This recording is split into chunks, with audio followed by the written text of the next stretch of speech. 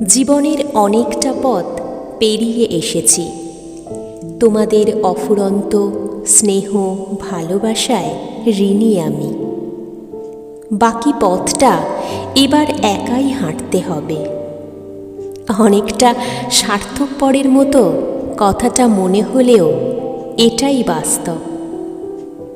এটা সত্যি যে কল্পনার চেয়ে বাস্তবের পথে হাঁটা কঠিন, তবুও বাস্তবকে তো মানতেই হবে, আর সেই পথে চলতেও হবে। এখন বড় একা লাগে।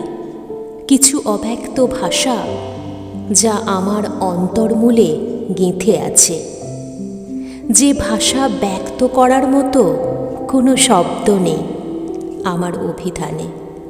নদীর জলে শরীর ভেজানো যায়, মন ভেজে না। তবুও বেশ আনন্দে আছি এটা ভেবেই যে আমার আত্মাকে চিরকাল এই ব্যক্তিময় আকাশে ছড়িয়ে দিতে পেরেছি, যার বিচ্ছুরণে গোধূলি আজ আলোকিত। আর কিছুদিন বাদেই নতুন বছরের আগমন। বসে আছি সেই পথ চেয়ে।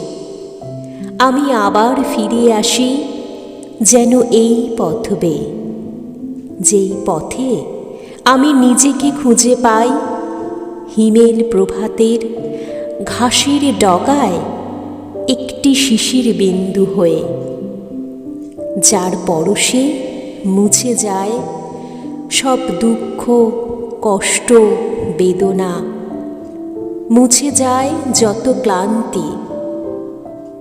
আবার ফিরে পাই যেন নতুন জীবন আর আমোঘ শান্তি। তখন হয়তো চিৎকার করে আবার বলতে পারব, আমি আছি, আমি থাকব তোমাদেরই মাঝে চিরন্তন।